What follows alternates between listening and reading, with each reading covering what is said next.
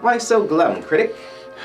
It's this hyper fangirl from the last review. She asked me out on a date, I said no, and now she's doing that Facebook thing where she writes down these very vague, miserable messages, but then asks people not to ask her about it. My life is hell. Don't ask why. 2 minutes later. There is no hope for humanity. Don't ask why. 1 minute later. I am the saddest and loneliest person who has no friends to ask her about her problems. Don't ask why! Well, why don't you just unfriend her? I can't do that. She's a fan. That means somewhere there's a glimmer of brilliance trying to get out. Well, as a popular holdover from the last review, I recommend either a compromise or caramelizing her until her insides are stretchy and sweet. Well, maybe there's something to be said about what? Maybe there's something to be said about compromising. I'm gonna contact her. You don't destroy anything. I make no promises. You are a whiny and pathetic little loser. Don't ask why! Hello? Is that you, my hipster love? I'm not a hipster! Second, I'm doing an old versus new of the Spider-Man movies. I heard you were a Spider-Man fan. I may have dabbled.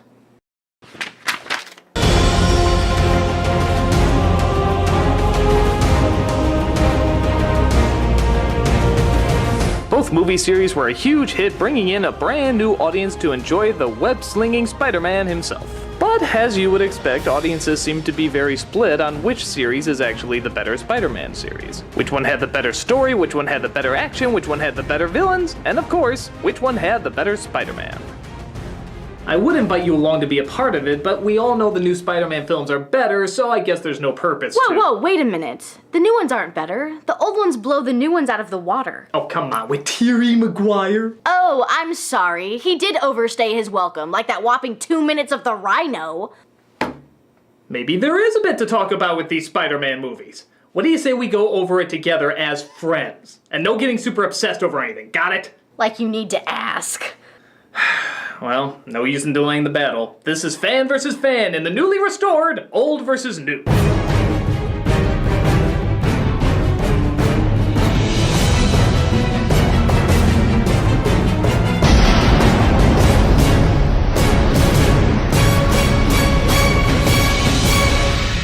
Now keep in mind, this is all opinion-based, and naturally there's going to be a ton of spoilers. Also keep in mind that we're going to move the order around a little bit. Seeing how the name of the movie is Spider-Man, it only makes sense to judge Spider-Man last. Let's talk more Spider. With that said, let's take a look at story first.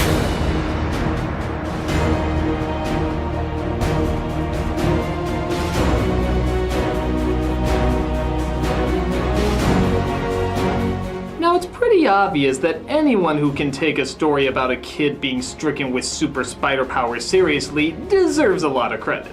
And both these films take very different approaches. The original looks at it more from a comic book point of view, with over-the-top action, funky camera angles, and classic mad scientist stories. Sadly, the dialogue is just as corny too, where the new version tries to tackle the story more like a movie, with more realistic characters, a grittier tone, and a spy thriller edge. But if it's based on a comic book, wouldn't you want it to be more like a comic? But if you're turning it into a movie, wouldn't you want it to be more like a movie? This is where the big debate comes in. We know the original has a lot of corny moments, but you could argue it's part of the classic comic book style, just like the original Superman movies were. This is why you'd think it'd be obvious that the original had a more complicated comic book story and the new one would keep it to a self-contained 2-hour flick.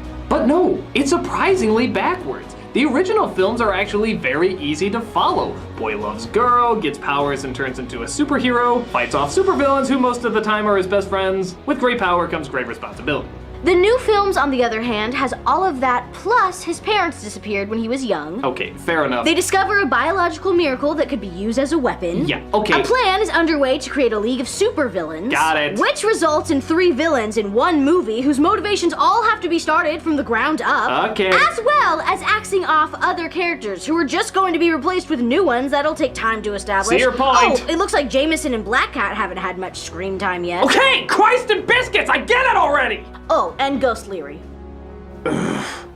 Yes, for all the simple dialogue and hokey moments, the original Spider-Man films did always have a flowing 3-act structure. Even the third one that had 3 villains, each one still had established motivations and arcs. Hell, some of them even took the extra time to build their story arcs early. Harry starts off as an early villain in 3, but we had 2 movies prior showing exactly why.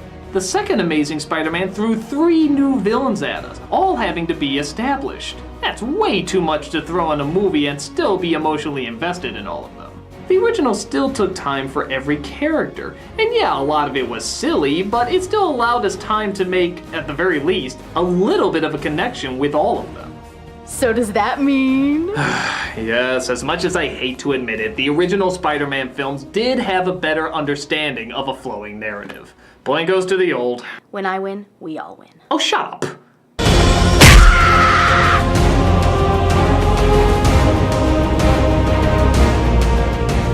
But what good is story in an action movie? To the Transformers films, nothing. This is best action!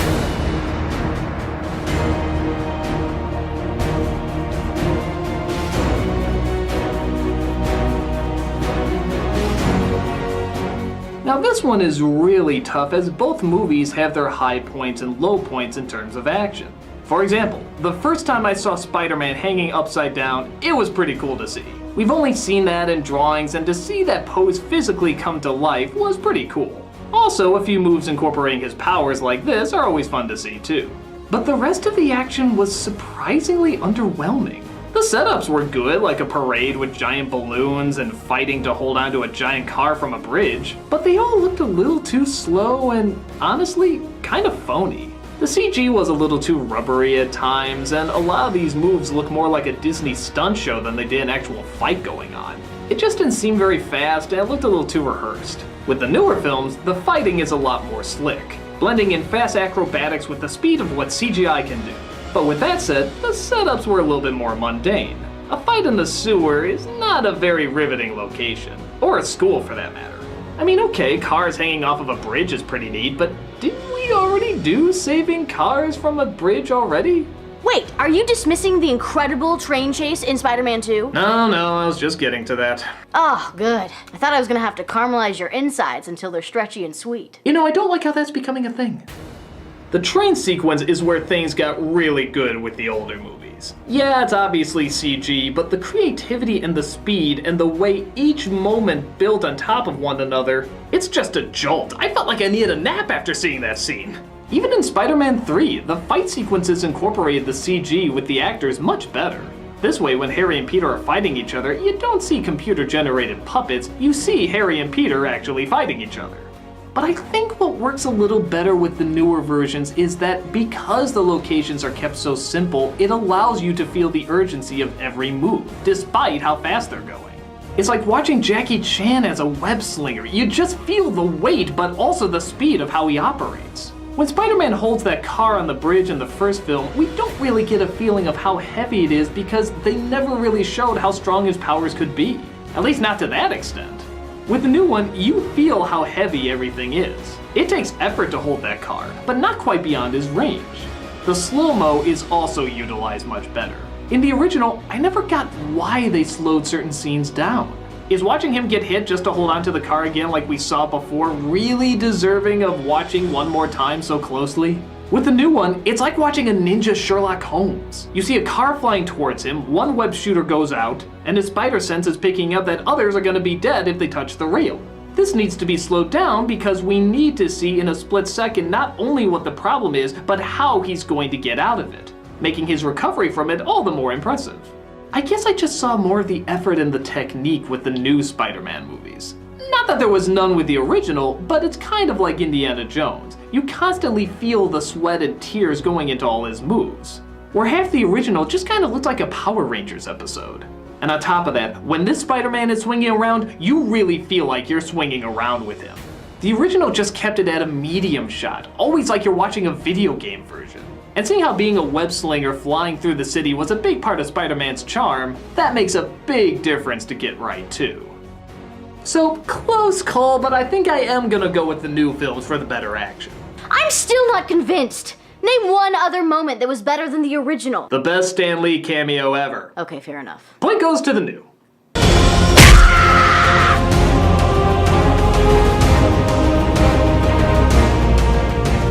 But action is only deserving if it's going to a good purpose. Is there anything more evil than comic book villains? Actual murderers? And you made it weird. This is best villains. You asked.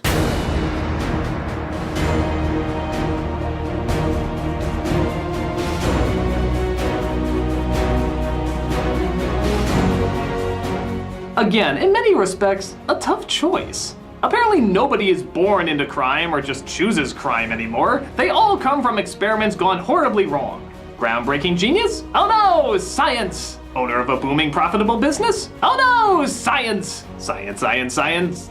Science? Oh no, science! Most of these villains have a ton of time devoted to them. And they need to, seeing how most of them suffer from Hammy, Jekyll, and Hyde-itis. Seriously, did we ever get one that didn't have a split personality? Oh, what? You've never had the voices of a loved one mentally torture you inside? No. Oh. Well, neither have I. Quiet, Grandma! The only one who seemed to get annoyingly sidelined in the original was Venom, who went from being one of the coolest jock badass villains of all time to that whiny 70s show kid asking Jesus if he could perform a hit for him. Yeah, I'm sure that's how it works. I come before you today to ask you for one thing. I want you to kill Peter Parker. Okay, but it's gonna cost you some Hail Marys. Whoa, wait a minute. If you're talking about rushed, what about Edward Electro-Nigma? His turn was so quick he could win the Indy 500 with it. Okay, granted there wasn't as much time devoted to him because of all the other stuff in the movie, but you gotta admit you've known a lot of weirdos in your time. I assume, and you know a lot of them probably do strange things on the turn of a dime. But there's no time to show his change.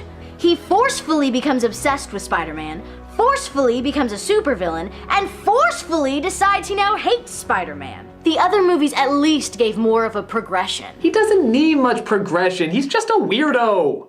Well, all weirdos have stories too. Look, is it so hard to grasp that sometimes strange people just do strange things? Hi, Hyper. How's it going? Got any new fan art? I'm working on a slash fiction between... Oh my god, is that the Nostalgia Critic? Yes, Mac. Hi, how you doing? He said hi to me. I am instantly in love with you. What? What? What do you mean what? Are you doubting our connection? I didn't say That's that. it. From now on, you and me are enemies. What? There you go again with that word. What? You just better pray nothing powerfully bizarre happens to me. Something powerfully bizarre happened to me. Good God, what did you do? I got bit by a lightning bug while I drank Red Bull. Now I'm all electrocuted. How the hell is that possible? I don't know, it's just science. Now I'm making pain for insulin. Don't you mean insolence? That too.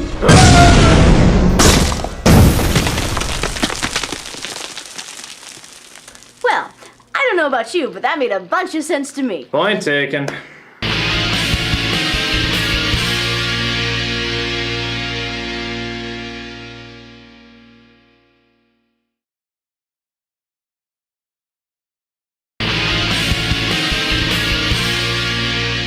Speaking of wasted villains, do I even need to bring up the Rhino in Amazing Spider-Man 2? It does kind of go without saying that the villain, as well as choosing great acting giant Paul Giamatti to play him, was pretty much pointless.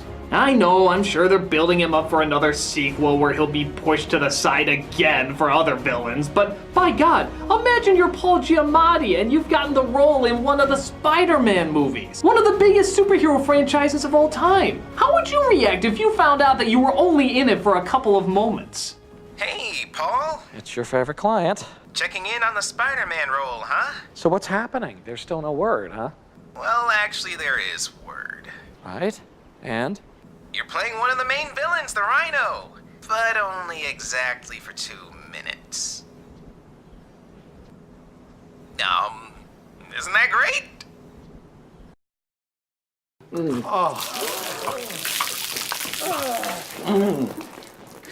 How's that? But come on, the Lizard's got a lot of sympathy and attention, and Harry Osborn's relationship with Peter was certainly given a good amount of time. And both of them played their roles much more seriously than the goofiness of Defoe, Molina, and so on. All of the villains from the original were completely over the top. Alright, if you can answer this one question correctly, I'll admit defeat.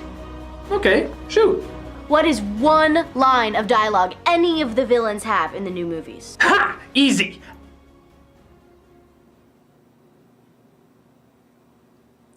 Hi, Spider-Man. I'm the Lizard. This is why Superman works alone. Now, how about the old Spider-Man movies? Oh, sure. Follow the cold shiver down your spine. Peter Parker, smart but lazy. You knew this was coming, Pete. The itsy bitsy spider. Oh. Uh-huh. The villains may be corny, but you remember everything about them. You remember their plans, you remember their costumes, you remember their motivations. Because the new movies try to be somewhat more realistic, it can't go all out and therefore aren't as memorable. Even when they do go all out, it doesn't match the rest of the movie and comes off as kind of silly. Yeah, as much as Harry seemed more messed up in the newer films, I do remember the conflict in the original ones much more. Even the birth of the Sandman. There's no line of dialogue in that scene, but you completely feel every bit of emotion because they let it play out. That's one of the greatest supervillain bursts I've ever seen in a movie. The newer films seem more concerned about squeezing in too much for building other sequels. Even though I do take them a little bit more seriously, I do find the old villains are just more colorful, threatening, interesting, and just all around more memorable. Sure, a lot of it's kind of dumb, but that's part of the comic book style. It's kind of like watching a Tim Curry performance versus a Henry Fonda performance. You know Henry Fonda is going to give a good performance and it's probably going to be better, but you also know that Curry is going to be much more entertaining and leave a much bigger impact on you. And seeing how the villains play a big part in a comic book movie, it's probably best to side with the ones you remember the most. So, yeah, as much as I hate to let something as goofy as this pass. Tell me how! The heart, Osborn. First, we attack his heart. I have to admit, it probably is more fitting than the alternative. So yeah, I had to accept defeat. Point goes to the old. You made Grandma very happy. What? Nothing.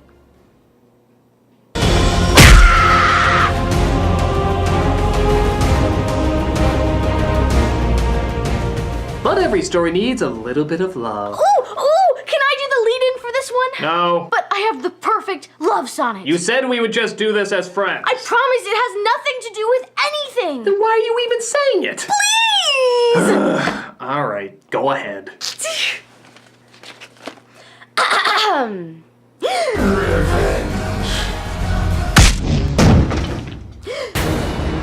it!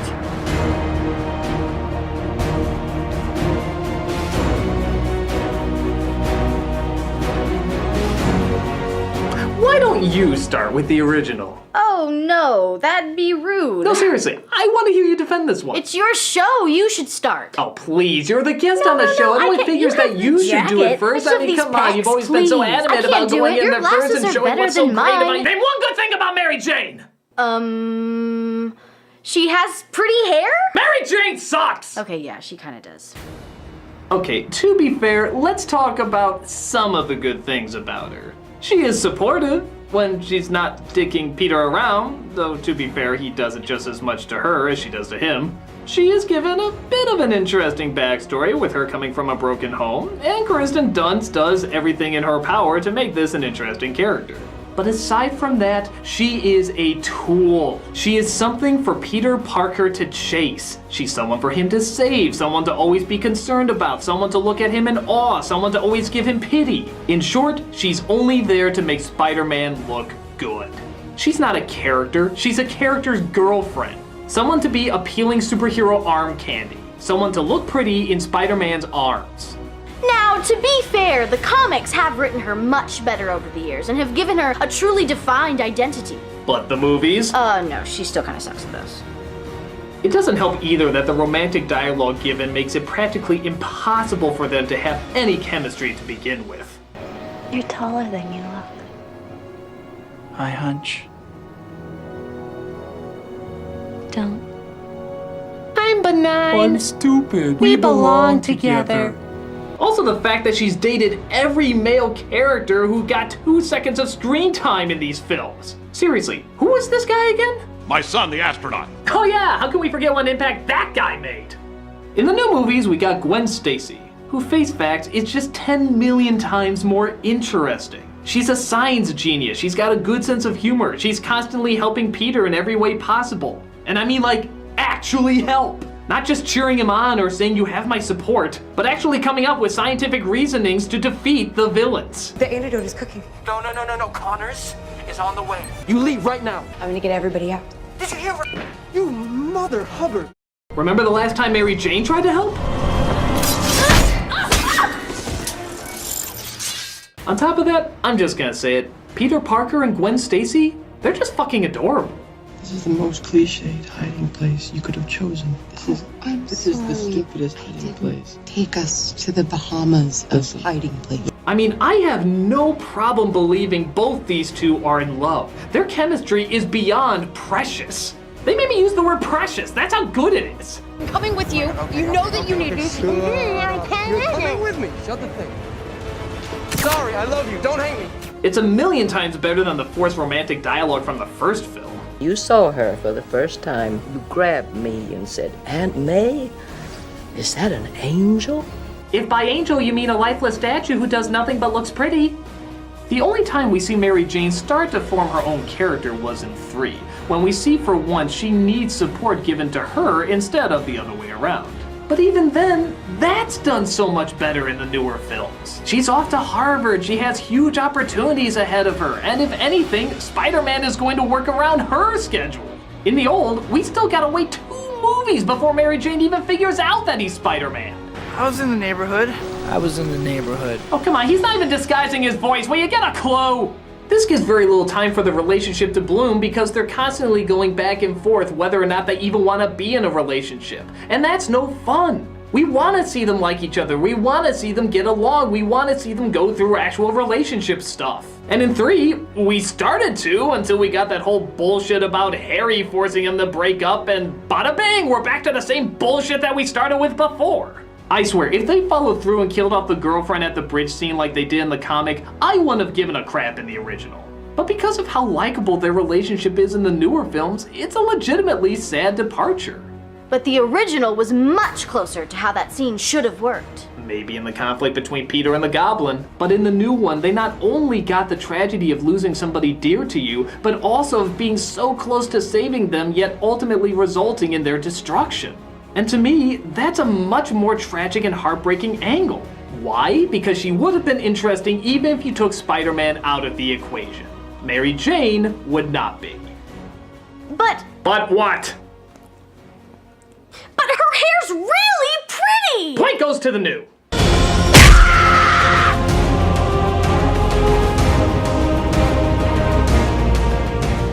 It's all tied up and it comes down to the big one. Let's wrap up old versus new Spider-Man with Best Spider-Man.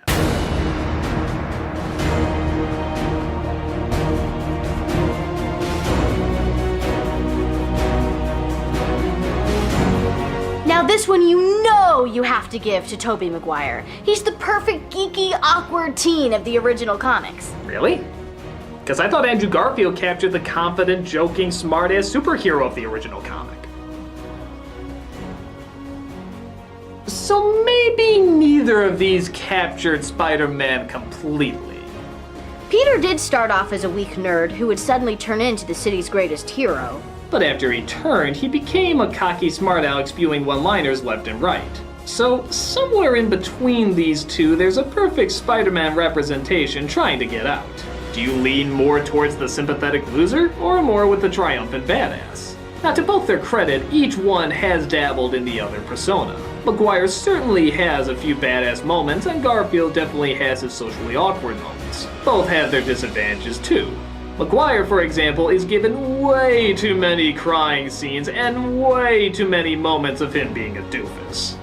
Wait, are you against males crying in movies? No, I'm not against males crying in a movie, but good God, he does it at fucking anything! Hell, he cries more than Sally Field does, and that's the queen of criers! Well, it's not like Garfield doesn't repeat a ton of cliches. No, that's true too. Garfield's cockiness at times can get a little grating. I always wondered how many lives were constantly put in danger because he was too busy making jokes to the Rhino rather than stopping him from running cars over with his truck. But the big turning point for me is that despite them both capturing how hectic and stressful it can be doing what they're doing, Garfield is evolving into more of a man. Maguire isn't. every time he takes one step forward, it seems like Maguire is taking 2 steps back. Between being Spider-Man, not Spider-Man, being with Mary Jane, not being with Mary Jane, being emotionally in control, letting his emotions make all its choices, and of course just this. God! I never felt he came all that far by the end of the series. Garfield, though making similar mistakes, seems to learn more and more about the responsibilities of being a hero, and tries constantly to put them into practice. From talking a guy out of a bad situation to trying to be there for his supportive aunt, he does it all without whining and without complaining. At least, after he's Spider-Man. Both are allowed breathing room beforehand. But yeah, how many times have we heard Maguire bitch about something? There's a sense that Garfield will always confront a problem and try to figure it out, where Maguire seems constantly lost and having no idea which direction to turn. Garfield will just take any direction and somehow translate it into moving forward, making the best out of any situation. If he sees an opportunity for something to help someone or make himself better, he'll take it. It's not always the right choice, but at least he's committing to something. On top of that, Maguire is so quiet and so awkward, it's kind of hard to imagine him running around in an outfit like that. This guy is so eccentric, so energized, and just a show-off that you can completely see him running around in a silly getup like this. He's kind of like a mad genius who's thinking of ideas a mile a minute and creating them even faster than he can mentally process them. Of course he'd do something this insane. It's like if Steve Jobs was a superhero or something. Ooh, I think I have fan art of that. I'll trust you. The only time he quits being Spider-Man is after Gwen's passing. And fair enough, anyone would be thrown off after something like that. With Maguire, it's just the stress of the job. And don't get me wrong, I can identify with that, but by comparison, you starting to see my point here? One quits being Spider-Man because his girlfriend died, the other one did it because it was just hard. Which one do you think is going the extra mile? Which one would you rather be? Which one would you look more up to? Which one would you put the most faith in saving the day? Which one would you grow up reading a comic book saying, yeah, I want to be like this person when I grow up? Get up! Close up together. Don't walk us so. Garfield, the superior hero. No! Sorry, Hyper Fangirl, but this Spider-Man is more interesting, more entertaining, and more thought-provoking. Point goes to the new, which means that the all-around winner is the new Spider-Man series.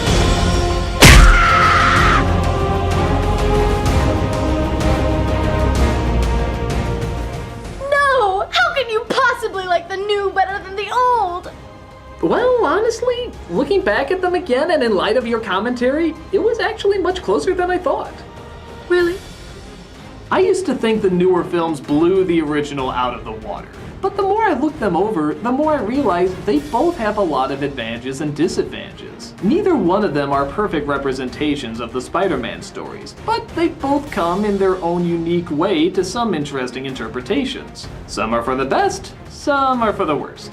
What I realize now about both of them is that they both tried their best to stay faithful to the material, but also tried to do things a little different while also being self-contained movies. It's hard to take an idea as silly as this and make it sell to a movie-going audience. But sure enough, we have 2 movie series that seem to have done just that, and both, in their own way, hit their own personal bullseyes.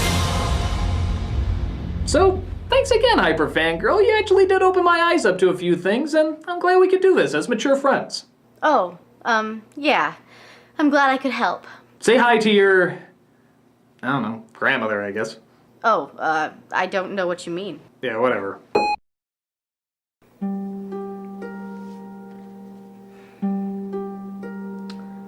A friend.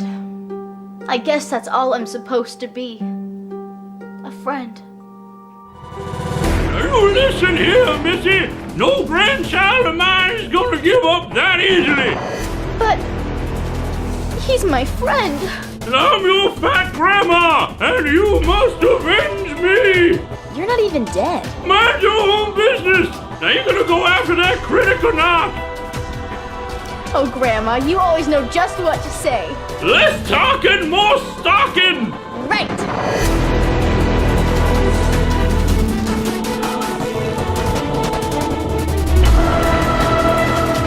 The heart, honey child. First you start with the heart.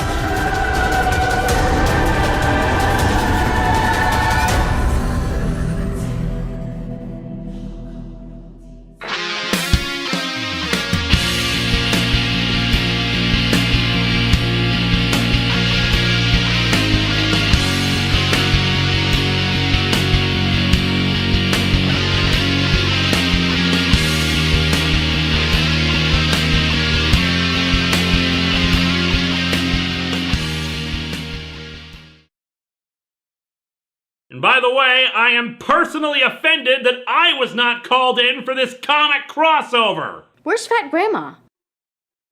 Who's Fat Grandma? Oh, is someone doing a Spider-Man review? You know the Raimi film sucked. I hunch.